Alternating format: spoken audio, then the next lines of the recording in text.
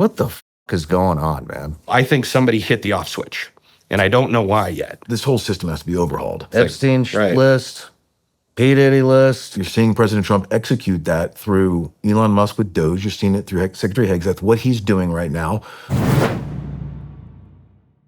Nick LaLota from New York, congressman, Morgan Luttrell from Texas, and Corey Mills from Florida. Those were the three congressmen that jumped on this from the beginning, and Senator Mark Wayne Mullen from Oklahoma. Those four dudes, talk about breathing life into our fight. But as much as they raised issues, the Navy still ignored it. They still kind of kept it off to the side. So it wasn't until after our show where we started seeing that increase in attention. Eli Crane was the first one that came on board after we talked. I talked to you this morning at breakfast about a contact of a contact, put us in touch with the Speaker of the House. That was a huge one. We met with him for a half an hour. What did he say? How was that meeting? He was shocked. He was shocked. And he's like, hey, I'm on your side. I'm gonna support you on this one. It was fantastic. And this guy that got us the meeting, just an incredible American, just called me one day. I told you, hey, Brad, can you get to Tucson? I got us a meeting with the Speaker of the House for half an hour if you can make it. I'm like, what? The Speaker of the House? Oh, yeah. Then the big one in there, too, we started getting some more senators. Senator Tom Cotton jumped on board. He's a heavy hitter. He started helping. Senator Tommy Tuberville, huge heavy hitter, started helping. I hope I said it right. Tuberville or Tuberville? Tuberville. Is it Tuberville? I think. I always mess it up. I'm sorry, Senator. Yeah. I always mess it up. Coach is what everyone calls him. His now security advisor, David Jansen, and I become very good friends. But so all of that started growing. And then the one that was really the big pivot point was Congressman Brian Mast from South Florida. Ironically, President Trump's personal congressman. So his chief of staff, Stephen Lighton, links us up from another team guy after our show. And he gives me the time of day, listens to everything. He goes, okay, here's what we're going to do. He had started this new Justice for Warriors caucus. And so he said, this is exactly what this thing exists for. And so he partnered me with the chief of staff, some of his other staff, James Langendorfer and Derek Miller. They said, we're going to draft a letter that'll be from Congress to the Secretary of Defense. And then I want you to schedule a trip to come out to D.C. and we're going to shop this around and try to get as many co-signers as possible. They said, the key is you can't come to D.C. without a plan. We're coming with an ask, and all we're asking for is your signature. And so that was really the tipping point after our show, which drove success, because that ended with that first letter that I think we had over 30 senators and congressmen co-sign it. Wow. It was powerful, man. And they were bringing up all the things that we talked about. And it was basically saying, hey, Secretary of Defense, we don't like what we're seeing. These quotes that I mentioned earlier, we're seeing gross ethical violations. We're seeing lack of investigative process. We're seeing a lot of alarming things. They sent it to the secretary in September. Calm, silent from DOD for another little bit. The Navy kept doing all the things we just talked about. And so then they sent a second letter on, I think, December 9th. And then, and that's when they were really mad, because they're like, hey, not only are you ignoring us, you're showing contempt for Congress, but you continue to deny them access to the evidence that we all know vindicates them. What are we doing? And through insiders, we knew that the prosecuting attorney for that board of inquiry, who was doing his own questioning and fact-finding, getting in preparation, was openly discussing with people. He's like, we have no case. Who orchestrates all these congressmen and senators? I mean, some of these... Dude, there is no master orchestrator. Is it you guys, the attorneys? We just flat-footed it. We walked everywhere. You're driving blind. Yeah. And there's so much that it was really, really interesting. I learned a lot about Congress, and I learned I never want to be a part of it. It's chaos. Amen. It's chaos. Amen. But it was great because you saw that relationships matter. And so there was one where I'm with Senator Mark Wayne Mullen in an elevator, and in comes Senator Barrasso, and Mullen's like, hey, I need you to take a look at this. Listen to Brad. He's got an important story. You can trust me. He's like, I need you to be on this team. He's like, sounds good. I'm in. So like in an elevator, all of a sudden you get another signature. Or like Morgan Luttrell and Eli Crane and a couple of those other guys. One of the nights they said, hey, there's a vote on the House floor tonight. Here's what we're going to do. We're going to bring you in with Brian Mast, Chief of Staff, Stephen Lighton, and we're going to have the letter, and then we're going to be all shuttling dudes off the floor into the cloakroom, where you're going to be standing there in your whites, and you're going to give them the 5-minute elevator speech about everything that's happened and what we need and where we're going. And we got I think like 25 signatures that night in about an hour period by people just coming in, listening to the pitch. Some of them were like, hey, I know that dude. I trust him. He signed it. I'm good. So it was really interesting watching how these guys interact, the relationships, and it was incredible because it was a frenzy. Yeah. It was a frenzy. What was interesting is who didn't talk to us, though, right? Like, Right. that they made this partisan. Right. I mean, nobody in the left would talk to us. I mean, at all. It was really interesting. Here we are uncovering institutional corruption, lying to the American people, and not a single, to my recollection, not a single Democrat returned our call. And even stopping. You did approach him. You We called him. cold called, reached out. I stopped by my own representatives' offices and said, "Hey, I'm here from Colorado." Not a single response. Why do you think that is? I mean, my opinion, and I think what we're seeing is that they generally support institutional corruption as long as it fits their ends, right? And they didn't want to do anything to embarrass the administration in that time period, and didn't want to do anything that could be at all tracked back to an administration that was going to an election. And so they just ignored us. Right? It should be bipartisan issues, though. Yeah, truth is bipartisan. Everyone should care about this. Yeah. It's a big deal. What a shame. What a shame. I mean, it's ironic now that obviously this administration is doing some very interesting things. And I've heard some of the criticisms is, you're politicizing roles that are supposed to be apolitical. And I have to laugh because it's like, no, the people that are being fired allowed those roles to become politicized. This is the correction measure. This is the return to apoliticization. And the military should be apolitical. We 100% should be. But we've lost our way as a military, and I think we're seeing the correction come. Great example. I mentioned Beef Drexler. He was one of the other three wrapped into this thing with us.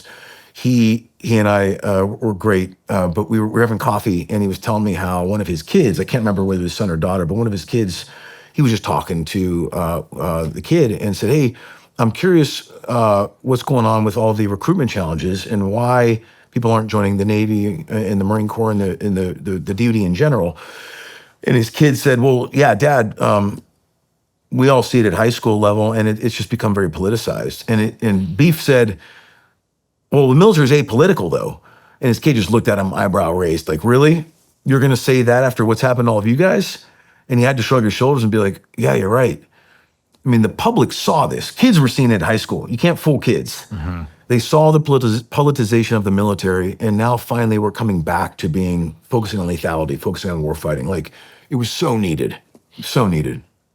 So what was it that kind of turned the tides then? Was it all the congressmen and senators? It was. The two letters. So that second letter, December 9th, they sent it, and it's strongly worded. It's out there. It's released. I would encourage people to read it. What did it say? Oh, gosh. I mean, like I've quoted, gross ethical violations. Like, this is absurd. They said, "We demand at this point you drop all charges against Brad, Gary, and Eric Ramey, let them retire, and we want a new investigation into the corruption that we have seen here, the institutional corruption we've seen here." As far as I know, they answered the first part. They dropped the charges between me and Eric Ramey, but they've not started an investigation into the institutional corruption. But that was released on December 9th, very, very strongly worded. And then December 12th is when I got the phone call that they were dropping all charges finally. Jason, what would the repercussions have been had they dug their feet in?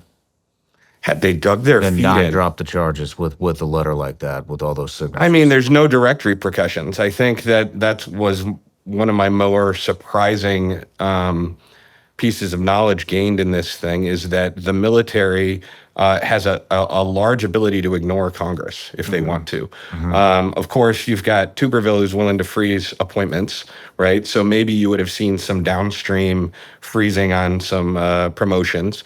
But as far as like direct consequences, unless called to a hearing under subpoena, there's almost no direct consequences for just continuing to do what they want to do. And why did they fold? Well, I actually have a slightly different view. I think it was a combined arms attack here that got us there. But there were some key pieces of evidence released to us.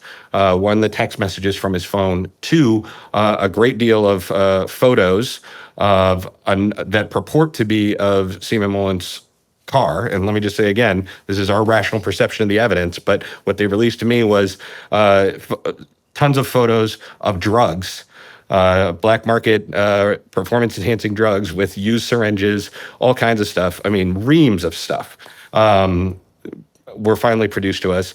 Why were those produced to you? What Finally took in so discovery. So by linking it to Brad's actions did cause grievous bodily injury or death, right? Even the administrative prosecutor who admitted he didn't have a case despite Rule 3.1 that requires him not to take frivolous actions forward. But despite that, he still understood that they have a discovery obligation that minimally tracked to the NCIS investigation, right? That they had yet to give us. And this was the NCIS investigation that was done like that day. And all of this evidence had been in their hands. And I asked a basic question. I said, okay, so we've got a drug case now. Where's the tox lab results for all the drugs that were in his car, right? And they came back and said, we didn't test them. Now, this is where I start to have significant concerns that when we get to our FOIA information, that we're going to find that the SecNav office stopped the investigation, because there has not been a single NCIS investigation I've ever been associated with, either prosecuting or defending, where NCIS obtained and seized a drug or something purporting to be a drug, even half-used syringes, and did not test the substance. So I think somebody hit the off switch, and I don't know why yet. But that's the only thing that... So what happens when you find out who it was and why they did it? I mean, we go public, right? What does that do? I mean, it's public humiliation. Is that a career ender? Do you have any recourse for If that? they're still active duty and we find that happen, 100%. I mean, now you've got them on, that's unlawful command influence to like an nth degree. Yeah. I mean, I think the point is that we've always been dedicated to the objective truth record, right? And the objective truth record, thanks to you, has had to play out publicly. And this is an extension of that. That ultimately now we are litigating not just to fully restore Brad, but to make the truth record unassailable, so that all of this crap that they've been saying for years gets cut through and we deal with facts. So that's my interest. My interest now is to not only vindicate Captain Geary, his cadre, and everyone else, but to ensure that the American people see that there is still processes by which we are able to stick to and expose objective truth. Are there still processes to do that? Well, I mean, that's part of what we think needs to change. I mean, this whole system has to be overhauled. It's interesting, you know, we referred to what we're seeing this current I don't administration. ever hear anything good happening. No, I mean, that's not. And I think They people, bury who are there. I mean, look, yeah, got Right. this shit all over my wall over here. Yeah. We got the Blackwater guys. They hid the drone evidence. We got the Eddie Gallagher charges. We got your stuff. Yeah. Just the other day, I did this interview with Josh Mass. Did you guys hear about that? I haven't heard that one yet. no. Adopted an Al Qaeda baby. Now they're trying to. Oh, that's the Marine? Yeah, that's. Yeah, I mean, it's I'm just, tracking it's just like, Yeah. what are we doing here? Right. Does anything? I mean, All the pardons come out right before the administration change. Yeah. Ton of them. The way we've been With doing just like business doesn't blanket work. pardons. Yeah. I mean, with, prospective. is there any justice here anymore? Is serious? I'm not fucking around. No, Is there? Yeah. No, you can get it. You have to work hard at it. You can't stop. And often you go 10x and you get 1x, right? You Epstein, get something. Epstein right. list, P. Diddy list. Bad. What the fuck is going on, man? Well, we're seeing, I mean, we were just talking about this in the car. I think what we're seeing with this election is somewhat of it's a beautiful thing because it's a peaceful revolution in a lot of ways. It's the American public seeing all this happen for so long in so many different forums saying like, enough. We want radical transparency and accountability. And so you're seeing that. You're seeing President Trump execute that through Elon Musk with DOGE. You're seeing it through Secretary Higgs. That's what he's doing right now. Radical transparency and accountability. And I think the way we've done business in the past is irrelevant because of the things you've talked about on this show, the shift from legacy media to long form podcasts, the shift from trusting a news source to give you the truth to let's actually find out from the source themselves and stop trusting people to filter, package it up into an executive narrative and give it to me as they see fit based upon their bias. And so it's a massive revolution. And I think we're seeing the same, we're going to need to see the same things in the Navy, in the Department of Defense in general, is a shift to understanding that, hey man, the old days are gone. No matter where you're watching Shawn Ryan Show from, if you get anything out of this, please like, comment, subscribe, and most importantly, share this everywhere you possibly can. And if you're feeling extra generous, please leave us a review on Apple and Spotify podcasts.